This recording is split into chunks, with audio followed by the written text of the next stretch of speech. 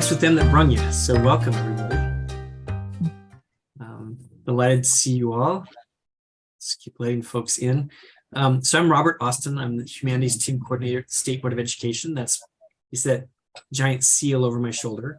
And what I'd love for you to do, the easiest way for us to do introductions is to, if you've ever been in Zoom meetings where you've got one random person calling on people, or my favorite is where someone is supposed to introduce themselves and then call on someone else, and you have to keep track, I guess, of who hasn't been called on. So we're not going to do that. We're just going to merely welcome all of you and then ask that you put your name and your affiliation in the chat. It's a lot easier, and it's a good way for us all to be able to reference back to the chat to know who you are and how you're connected. And so that's what we're going to do. So we'd welcome you to put your information in the chat. Welcome Mindy. We'll just keep welcoming people in as we go. And Judy, I'll let you go ahead and take it from there. Okay, fantastic. Welcome everybody.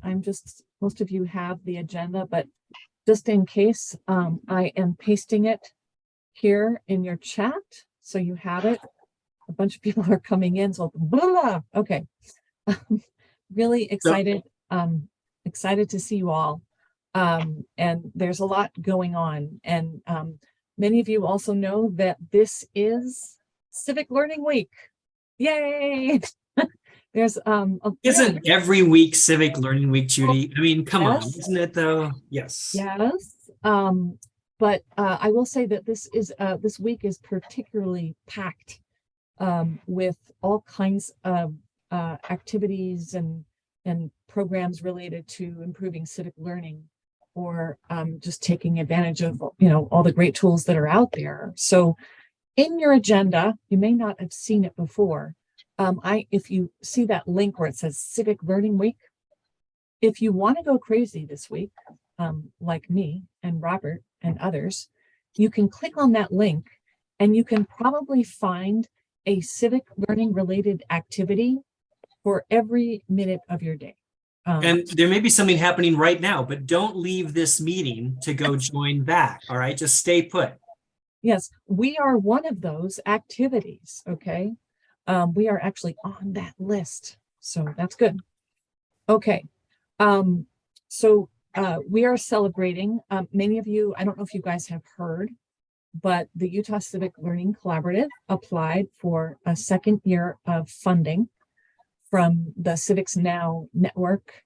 And we do that with our amazing fiscal sponsor, the Utah 3Rs project, headed by Alicia Tucker. Thank you, Elisa.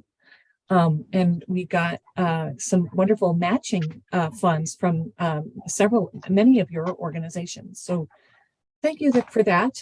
And that means that we sure have our work cut out for us. And that's an exciting thing, mostly.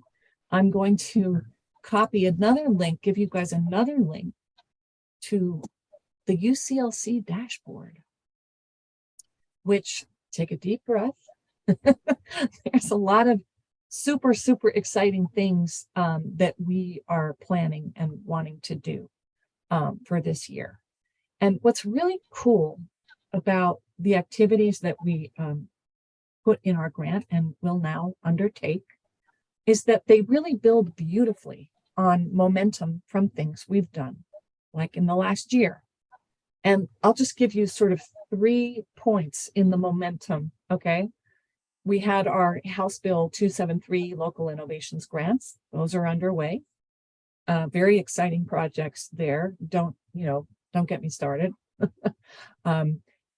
Those projects, like, we wanted them all to have a focus for a lot of their fresh activity. And so we are teaming up with the Bill of Rights Institute and Utah Valley University's Civic Thought and Leadership Initiative and YouthLink. Who am I missing? What's wrong with me? I think that's it. Okay, those 3 organizations, one of them being national, on a massive My Impact Challenge contest for youth ages 13 to 19. And we are very fortunate to have Adam here, who's going to present and sort of answer lots of your questions about that in a Q&A. So hold on for that, because right now we're just talking about the sort of drift of the momentum from the local innovations grants to the My Impact Challenge, which culminates in a huge summer showcase and like a civics fair on June 14th, which is Okay, now Flag Day. our cheerleader in chief is saying a huge summer showcase. It's like, so we're starting small. We're hoping for at least 20 great students presenting, but if it becomes huge, we'll get there. Judy's job is to be cheerleader in chief, so that's Yes, awesome. and I was not allowed to be a cheerleader in high school, so now you have to put up with my enthusiasm. Right. Okay, so that's the My Impact Challenge summer showcase, and then it's like a civics fair, which is sort of like a science fair in the summer, June 14th. And then the momentum starts to move towards a big push in January of 24 to create a civic seals program for the state. So that's kind of the sort of momentum, the package of initiatives that we have in our dashboard and that we wanted to work on with all of you and many others for this year. Let me just pause there and see if you guys have any quick questions about that sort of drift, that momentum and those major projects. And then I can open it up for Adam. So any questions so far or thoughts?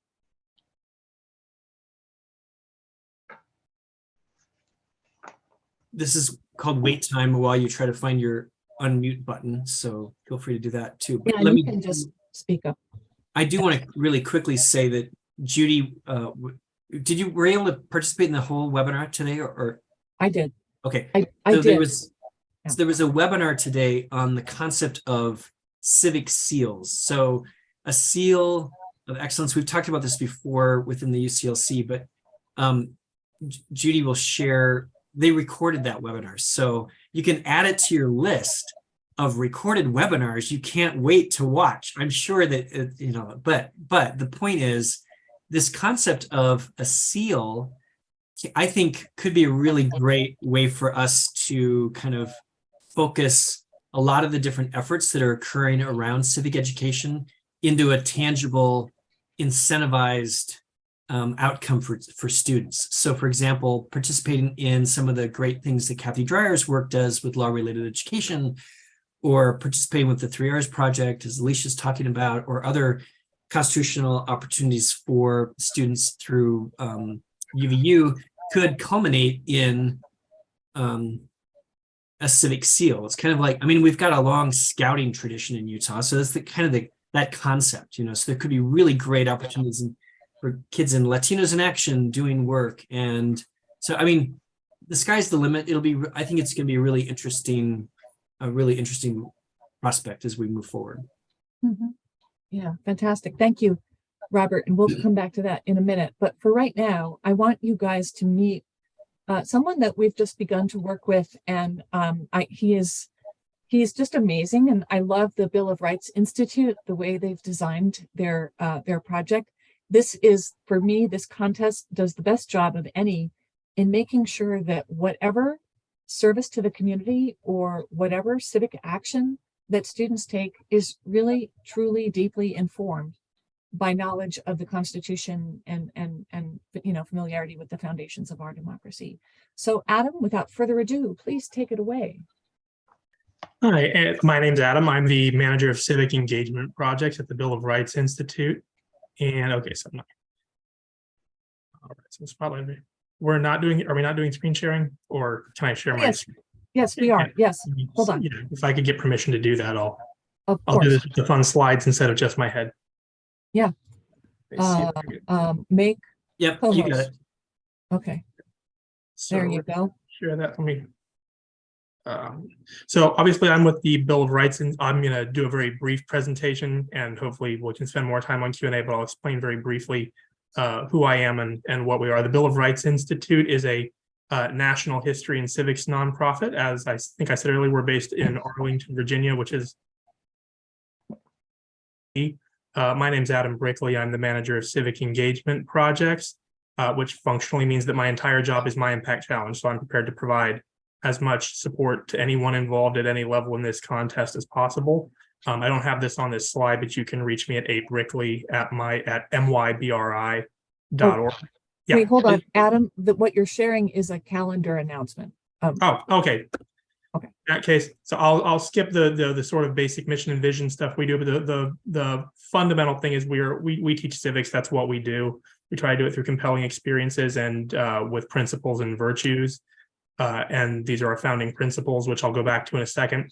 My impact challenge. Sorry, Adam, sorry, just what Judy was saying. The screen that we're seeing is just your calendar. Wait.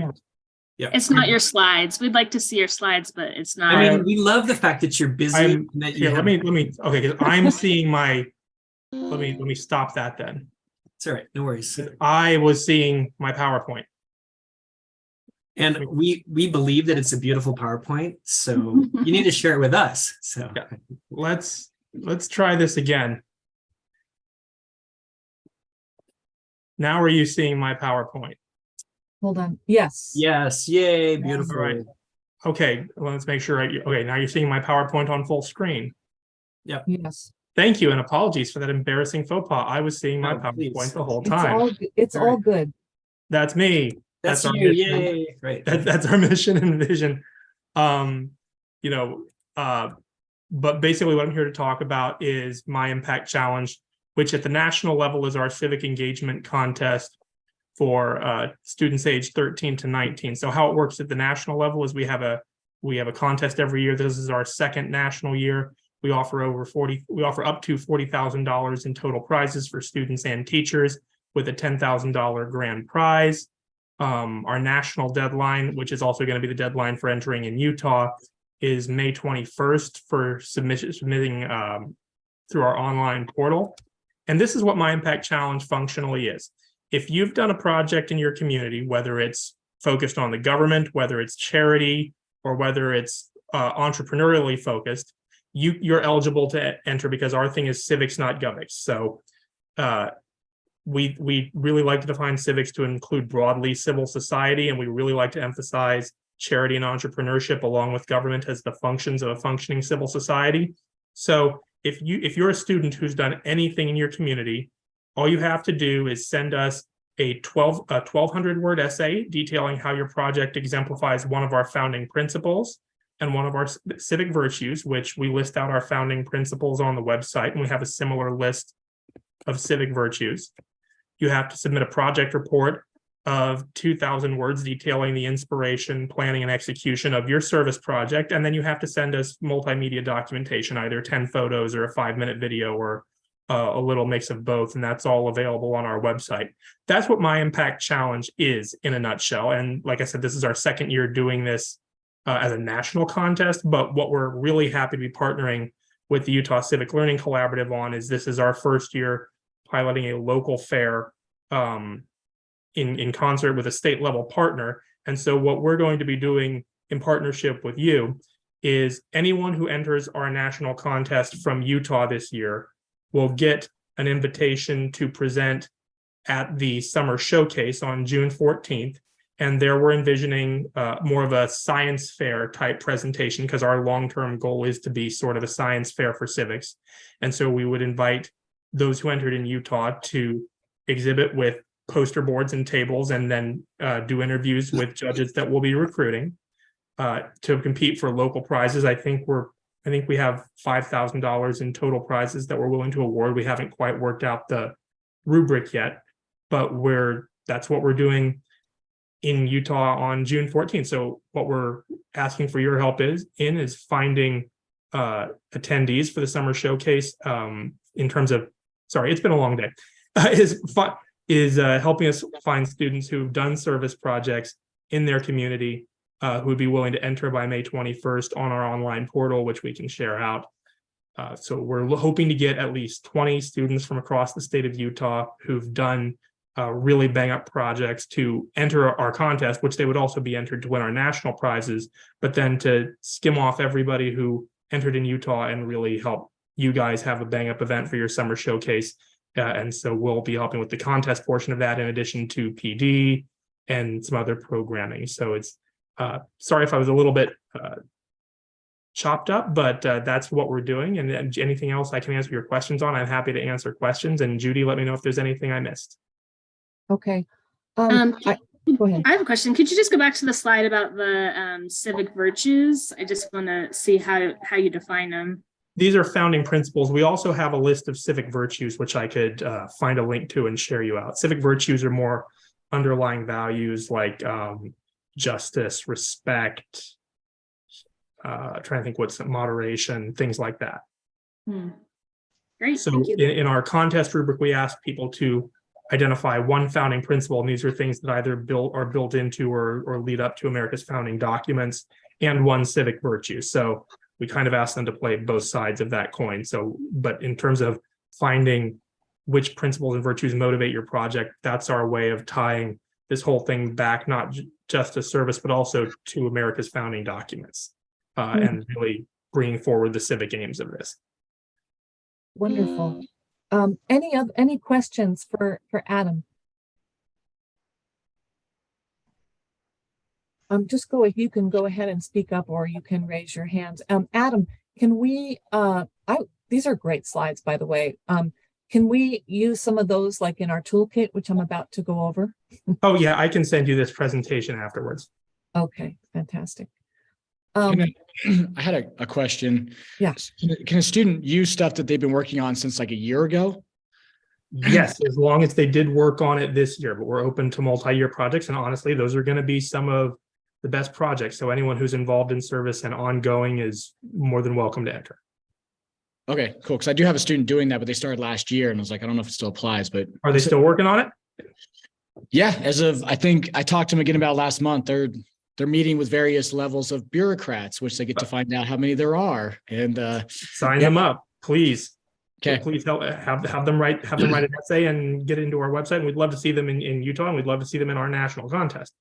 Can we give them a special award if they have to work with certain levels of bureaucrats? I mean, I call myself a bureaucrat, so I would totally not want to have to deal with me. So I think anything that anytime a kid's doing something like that, that's awesome. So well, they've gotten into like the weeds of like city code, even like they've gotten all they're trying to do is mess with the sidewalk, but they've gotten into like the real weeds of that type of stuff. yeah, but isn't that great? I mean, that's exactly that's exciting, honestly, Stephan. I know that only in this group of people would we get excited about sidewalks, but that's exactly what we want. We want students to understand how it is that government actually works.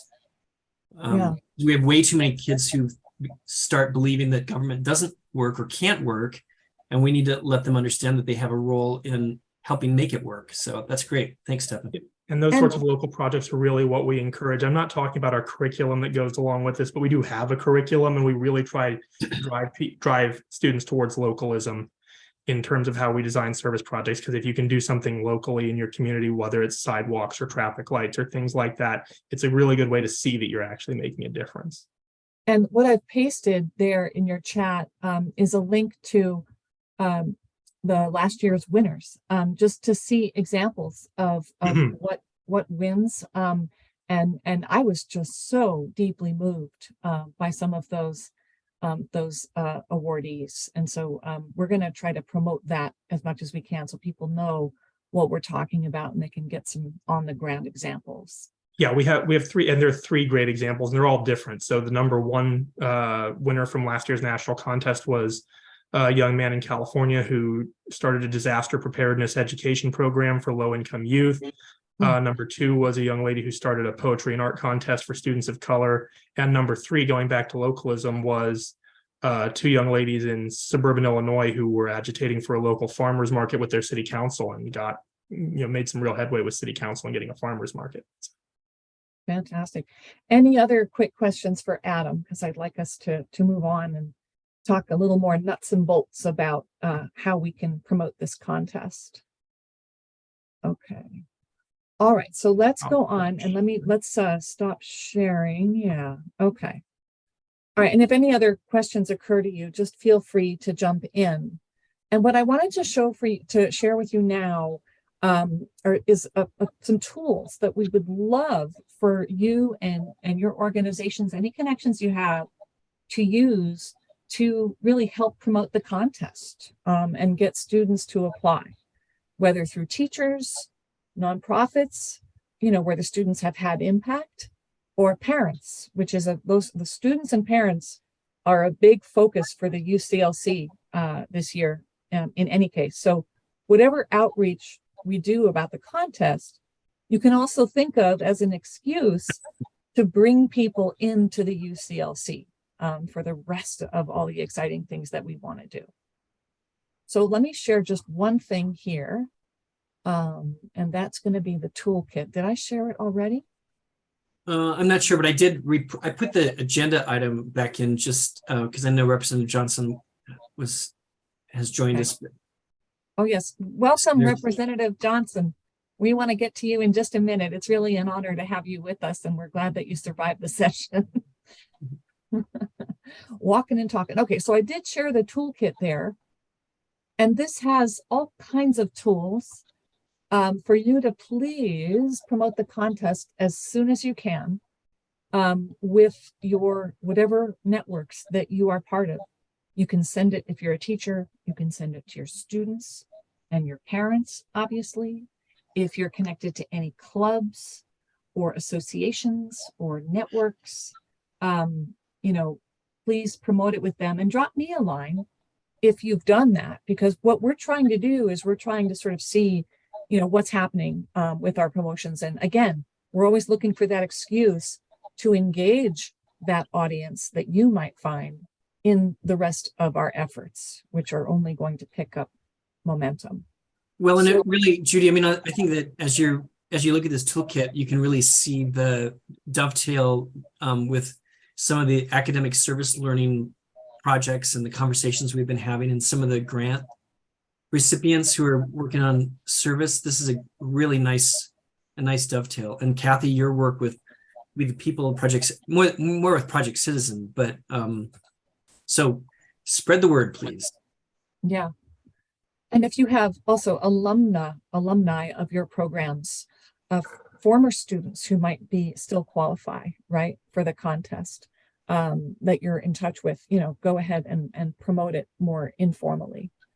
All right, so there is your toolkit. Go ahead and put your name in the chat if you want to help, and then you'll get another tool. If you want to help work with a group of collaborators who are doing outreach to organizations that aren't necessarily at this table today, but that we do want to reach out to. For example, we have been looking for excuses to reach out. Well, we've done some stuff with Latinos in Action. We had them at our last meeting, but we wanted to do more. There's the Utah After School Network. There's the Utah Boys and Girls Clubs, and so on. The school community councils. You can see that these are all the kinds of organizations that really might help be able to promote the contest, but could also be involved, in all of the work of the UCLC going forward. So put your name in the chat if you, oh yeah, and you know what? Thank you, Jessica. And thank you, Kathy. Go ahead and put the name of the organization that you're willing to share it with. And then I can circle back with you and get a little bit more information and see if they can pass it on. Okay. Any other questions about that? Okay.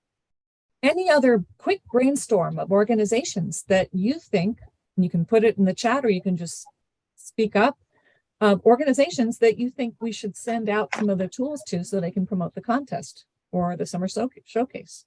Go ahead and say it right here and now. Judy, I'd really like to promote it with the students that attend Freedom's Foundation Spirit of America Youth Conference. We've sent 72, or we're sending 72 students this spring. The first group is there as we speak, or maybe just returned. Anyway, we have 2 groups going. Music to my ears. Please have at it.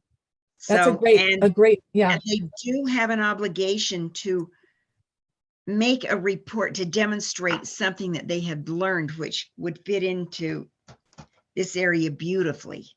Okay, and are you also able to promote it with students who've participated in the past? I wish I could say that we were. We don't we've done a very poor job of following up. No problem. And And that, also that the- was an item of discussion at our last meeting. Okay, so that Blanche, thank you. That's a perfect example. Blanche could take those tools and she can use it to share with the students in her program. You can also share it with the teachers who've been in your program, and then they can share it with their students. Definitely. Okay. Yeah. Anyone else have ideas? Okay, Robert Austin said Utah State Bar. Yep, Utah Boys State and Girls State, of course.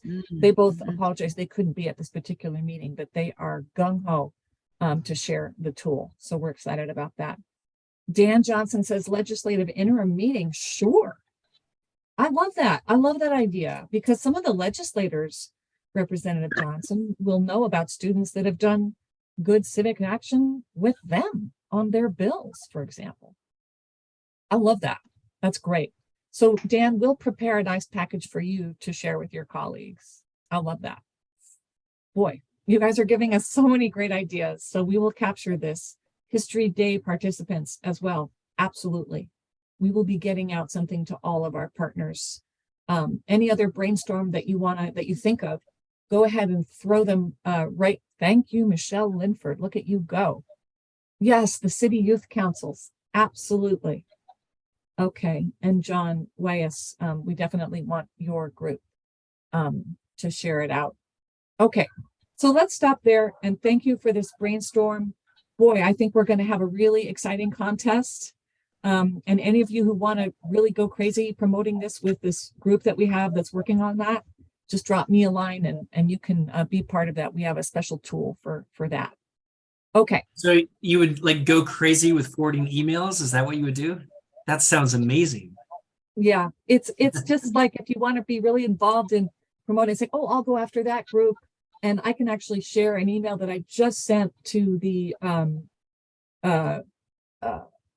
where is it? The Utah Division of Multicultural Affairs, because they have a huge youth leadership program. And so I reached out to Nubia and Claudia over there. And so I'm hoping that they can get that out. And when I wrote the email, I realized, wow, the approach is kind of different, you know, like when you know the person, right? And there's a relationship, so I can share those examples. All right, let's go on. Before we go on to the legislative session really quick, I just wanted to point out a few more things on the UCLC dashboard. So you can see some other things that we're working on. The big one is probably this contest and the summer showcase, but then there's a working group that is forming to help design the Seals of Civic Readiness program proposal that we want to bring to the Utah legislature in the 2024 general session. And I'm looking at you, Representative Dan Johnson, to see if you could be our fearless champion again. Okay, we'll talk about that. Okay, so there's that. We need people to work on that. We want to work on a digital wellness institute with Epic Deliberate Digital for all of anyone who's connected to the UCLC. We wanted to do a assessment of media literacy across all the disciplines and grades with Media Literacy Now and Epic Deliberate Digital. So those are just some of the big examples. And then in terms of outreach, we really wanted to engage parents and youth and find ways to connect with them, because there's no reason why civic learning can't be continued at the dinner table. And there's lots to do with parents. Okay. Any quick questions or thoughts about the UCLC's rather ambitious agenda or priorities for this year before we go on? I had a question about those seals.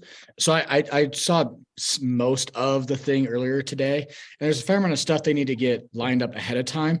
So are we planning to look at some of the stuff in interim to be able to try and catch with legislators, even be able to see if we can see about some interim education committee stuff, just to see what types of things we would need to be correcting for prior to January, since January is like right up against the wall of the legislative session?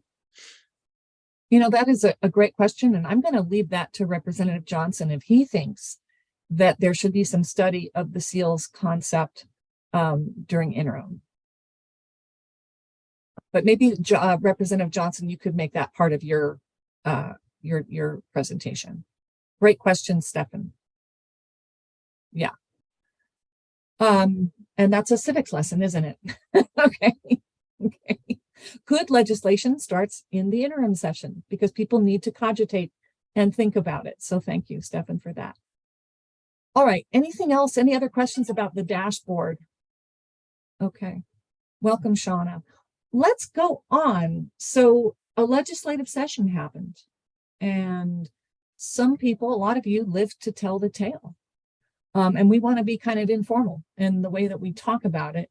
But what we thought we would do is start just by hearing from Representative Dan Johnson, our fearless leader on these issues, about, what are your impressions of what went down for education and anything that you think might be related to civic teaching and learning.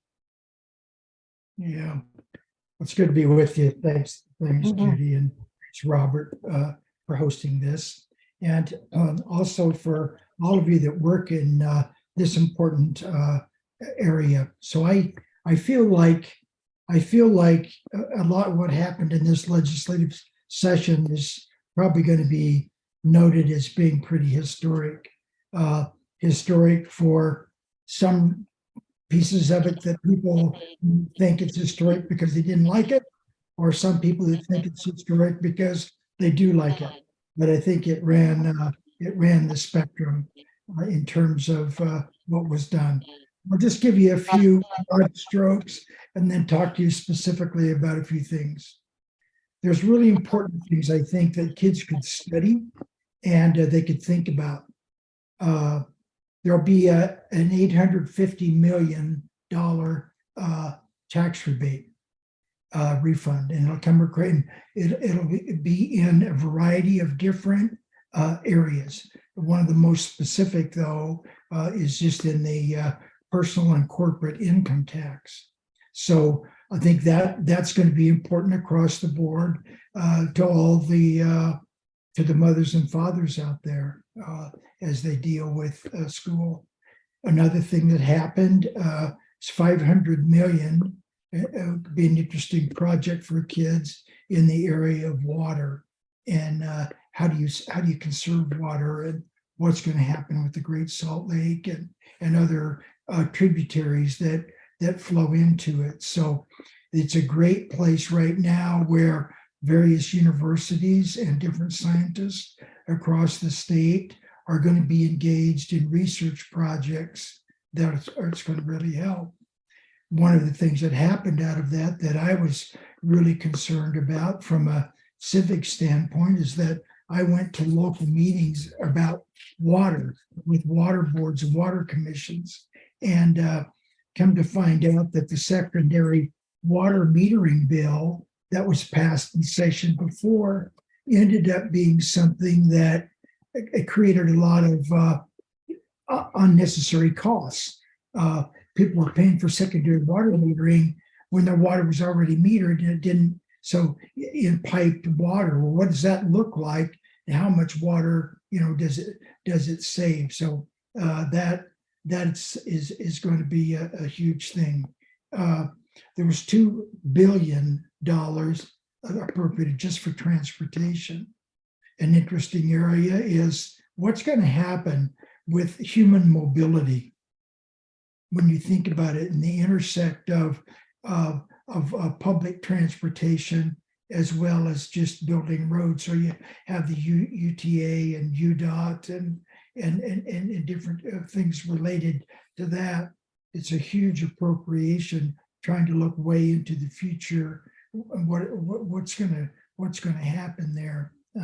It's a huge issue for Utah because we are the fastest growing population in the state or in the nation. And by the way, it's the first year that that's been done by in-migration, not birth rate. So just think about that. In other words, more people coming here than actual rate of birth. That's the first time that's happened in our history. So what are the impacts on that?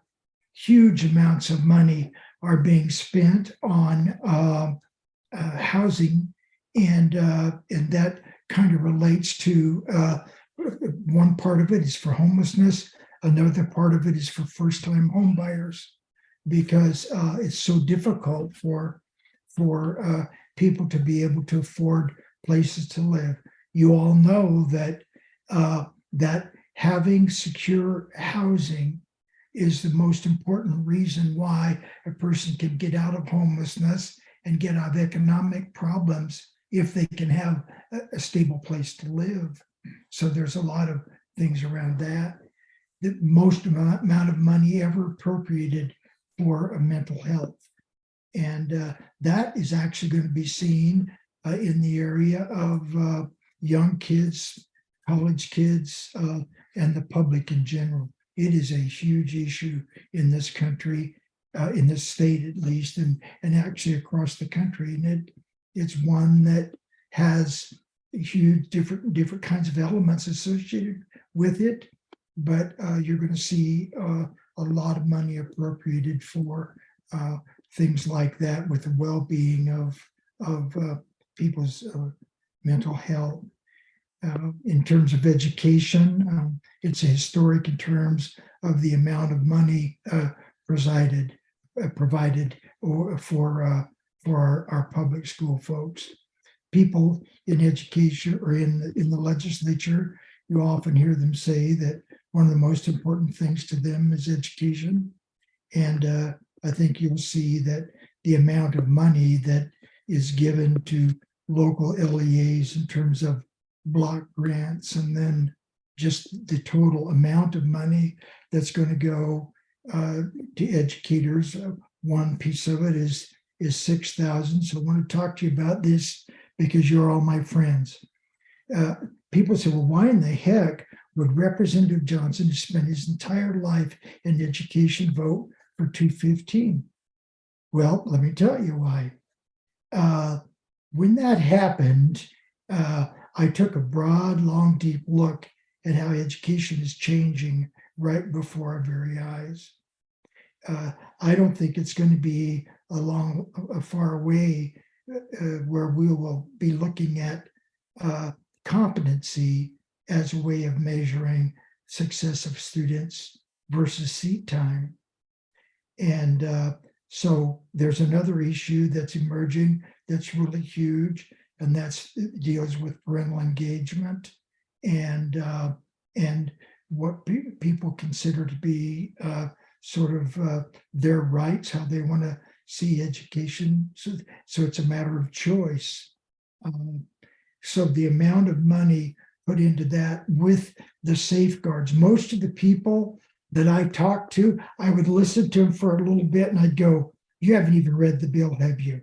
Well, no, but you did this and it's all, wait a minute, you know what? You need to go back and read the bill to find all the guardrails that are in there. And then another thing you need to understand is things that I knew at that moment in time, how much was really going to come towards education.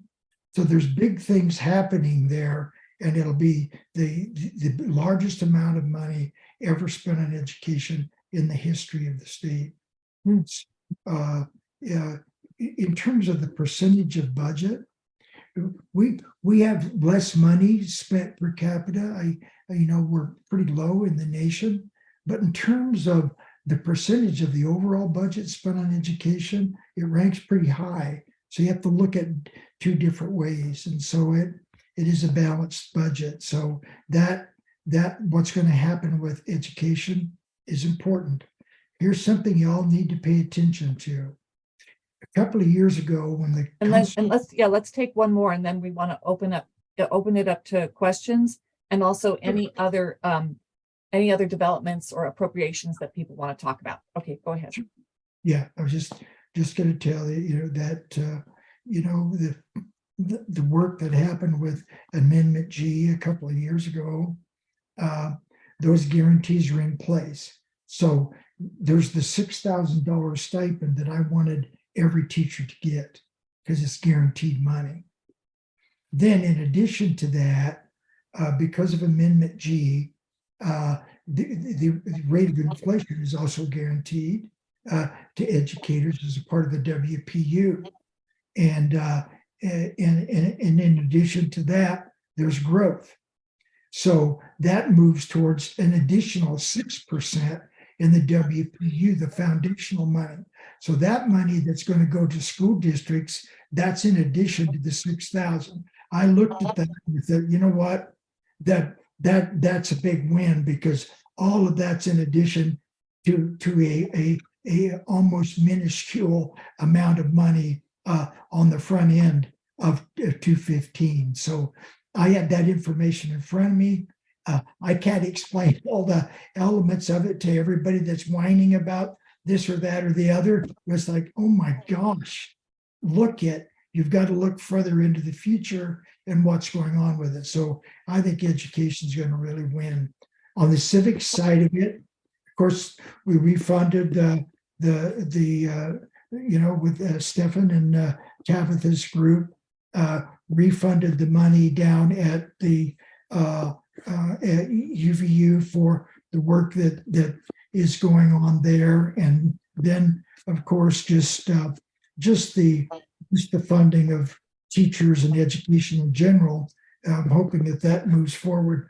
By the way, one other thing that happened as a part of all this is that we got rid of grading schools. And I told the people, I said, I am not going to vote favor of 215 unless you get rid of grading for schools, because it's not fair.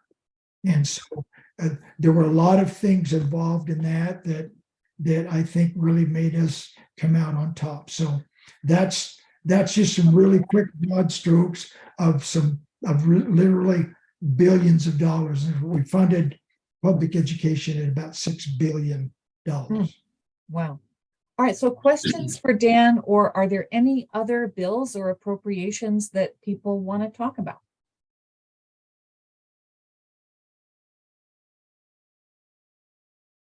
And Alicia, do you want to say a few more words about what happened with the Utah Valley University's appropriation request? Like the outcome?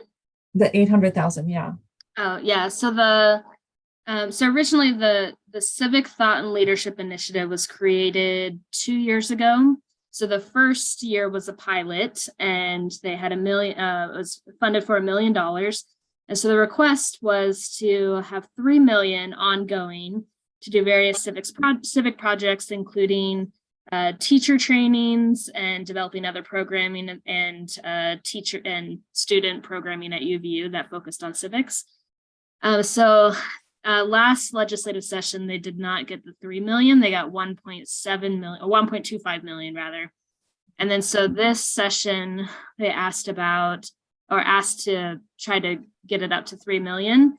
And so they didn't get the 3 million ask, but they did get 800,000 additional and ongoing. So it's 1.25 plus 800,000. And a big part of that is plans to develop fellowships for students who are interested in civics projects to study the founding principles and also modern civic projects. And so that's one big program, establishing a master's program in constitutional education for teachers. So that's a big part of that appropriation. And then also expanding training for teachers, professional development training. Especially in rural areas is the goal. We've done some PD for rural schools, but we want to be able to expand it, and it requires a lot more work.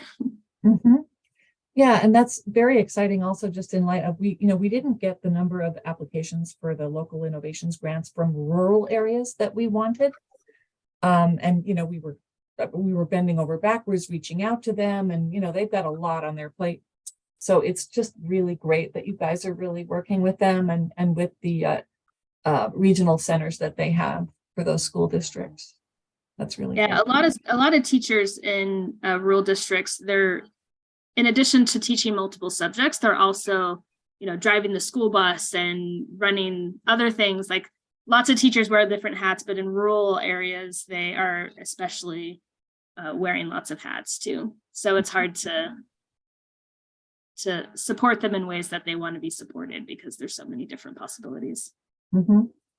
Any other questions for Dan, or any questions or thoughts about any of the bills or appropriations. And Stefan, if you want to say a few more words about what Hope Street got from the session, or what your take homes are from the session. Sure. I mean, well, I've got questions for Ashley, Alicia, and Representative Johnson, and then I've got stuff about the teacher fellows too. So maybe I'll just do a whole bunch of that stuff. As far as the teacher fellows are concerned, we had a bunch of us up at the Capitol. I had a chance to meet with Representative Johnson and report back on what the teacher fellows have done. In the last year alone, we put in hundreds, like literally hundreds and hundreds of hours. I think it was around 600 hours or something of board meetings, committee hearings, reaching out to local up to state legislative levels of education policymaking. We helped plan, run, and participate in conferences all across the state of Utah. And then we also promoted, we're going to continue to promote our Roles of a Teacher Leader guidebook. So it's a guidebook that's approved by the State Board of Ed. It goes along with state board rule that says the LEAs are supposed to select teachers and give them leadership responsibilities that are not administrative and do not ask them to leave the classroom, but instead give them time and or compensation to fulfill leadership type roles, which it could be like policy advocacy, it could be community outreach, it could be a professional development lead where they're in charge of actually creating the professional development for the district or the school.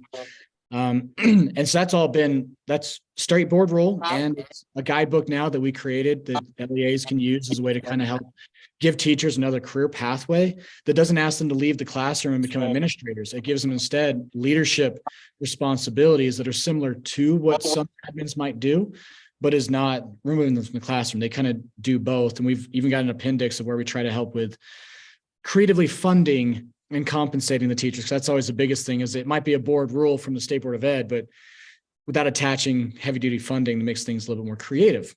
But we've got that in the book, and we were actually going to be we helped plan Abby Cox's Show for Teachers event last summer.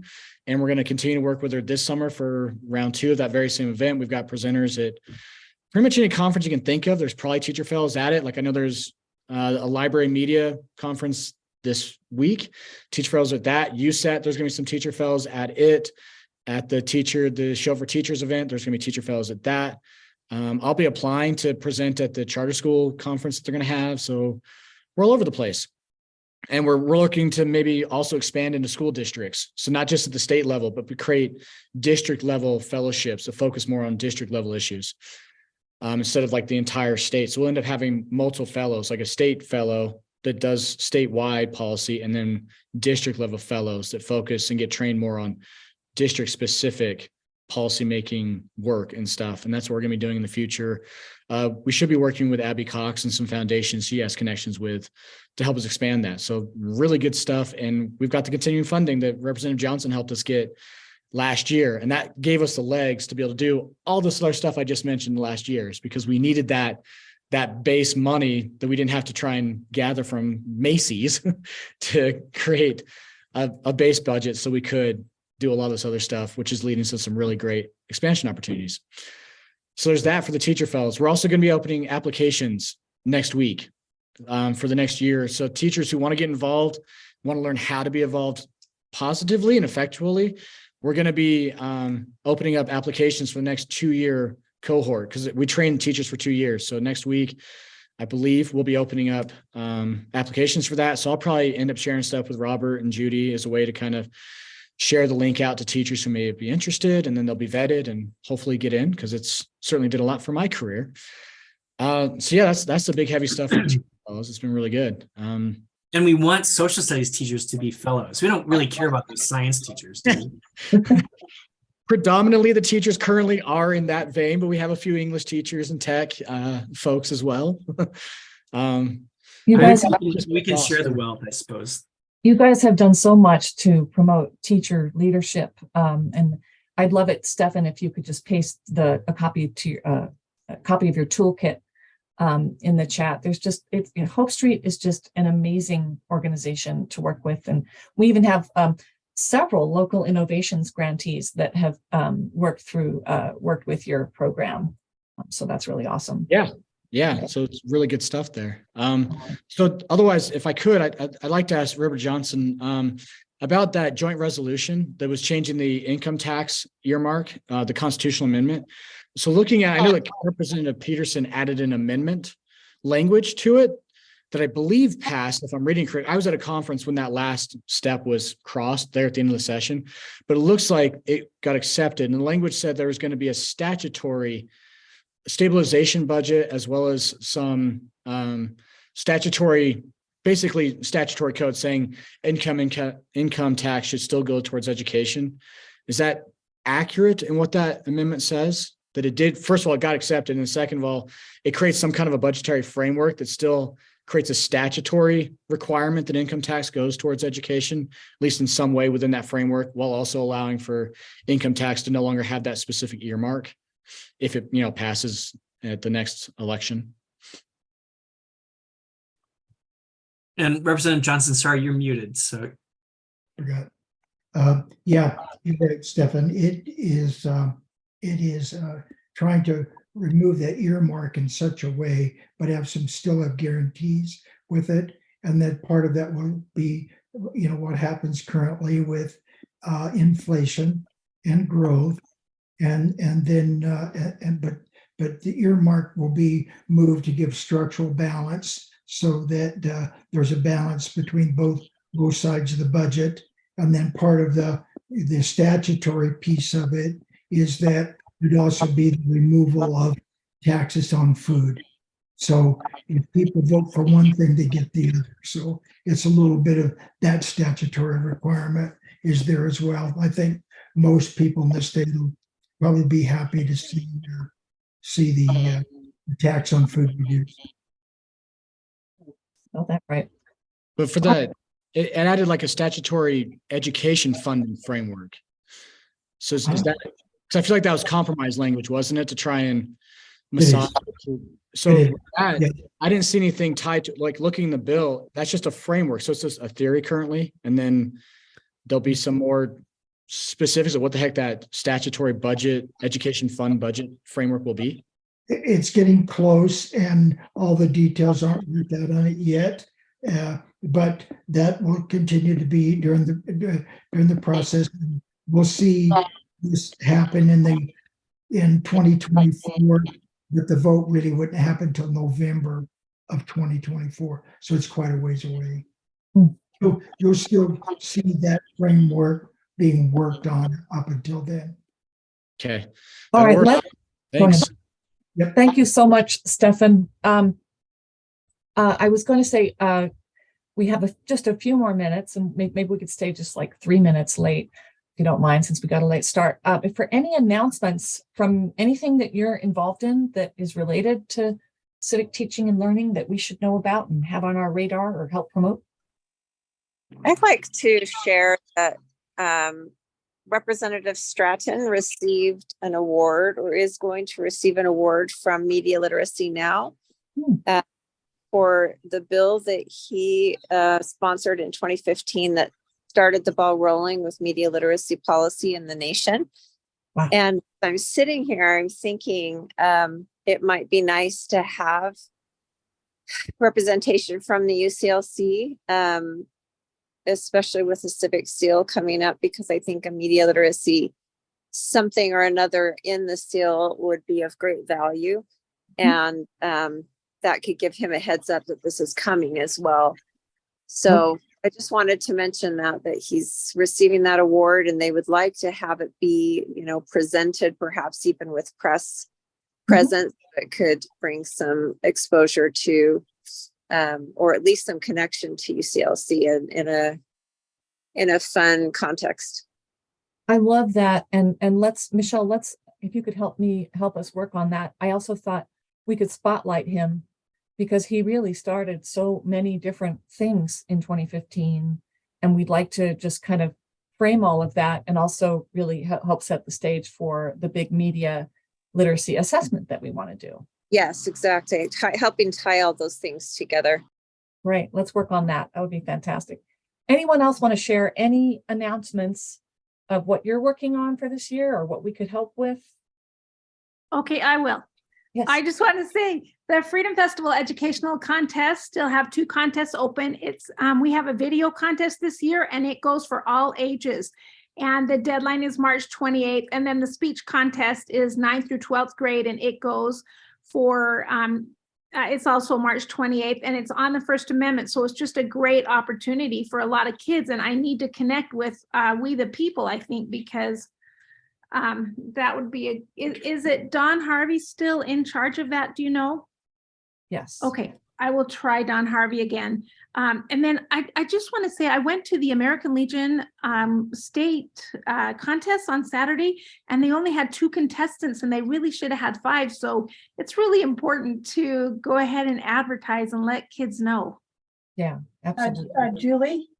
Yes. Don Harvey is our We the People coordinator for the state for Utah law-related education. Okay, so I called her voicemail was full or not functioning or something. So I'll just try again, or I'll send an email. Okay, yeah, an email would be good. LRE All right. coordinator at gmail.com. You can also Thank put that in the Could you chat. put a link to the contest that you mentioned as well? Oh, Yeah, sure. We'd love links to that, and we can get it up on the events calendar and stuff. Actually, Okay. I'll do that right now. And there's just one other quick announcement that I have that we didn't get to cover earlier. We do have a very exciting next step on the Academic Service Learning Directory, which, by the way, is another thing that can feed the contest, right? We have decided to partner very heavily with YouthLink, which has really which has service opportunities throughout the state, and they're basically going to integrate their directory with ours, but ours is going to be educator facing, and we're going to completely partner on all of that. So there's going to be a lot of developments on that in the coming weeks and months. So keep an eye out for that. Any other quick announcements? Representative Johnson. Just for the team, I think it would be really great during interim if we had a little bit of an update on the, on the bill and how that's going. Because Sure. I figured by the time we get into next fall, that would be a really good time. Maybe if we could plan something in either October or November for an interim report on the update with the program. Yeah, let's plan on that. And if you could get us on the agenda, we would be ready to put on a wonderful presentation. That'd be great. Maybe Robert, obviously. Yeah. If I may speak for him, excuse me. I will merely turn it over to the people out in the field who are doing the real work. I like to go full circle. I'm just that bureaucrat dealing with the sidewalks. So, right. We'll get some real people out there. Priscilla and all the people across the state who are doing great stuff. Georgiana and yep. Oh, yeah. Georgiana had a dental appointment. Any other quick announcements? I did really quickly. I put a thing about civic season in the chat. If you want to take a look at that when you get a chance, it's a kind of a range of civic opportunities during the summer that state history is taking the lead on, kind of dovetailing between events in U.S. history. So, Robert, is there a link with that? Just Google it. I mean, Okay. I dare. I'll test you. I'll test your searching skills. But I just, I do think that we were making a joke before about how this is Civic Education Week, but every week is Civic Education Week. And civics really means figuring out how it is that we get along. How do we make a community out of all these disparate notions about what it means to live in this community called America? And so I just want to thank you all for what you do to help kids navigate this and help one another navigate what can be a really fraught time. It's like what Churchill said about democracy. He says democracy is the worst form of government ever, with the possible exception of every other form of government. So thanks for helping us navigate it together. So have a great rest of the day. Thank you so much. You all take care, and happy Civic Learning Week.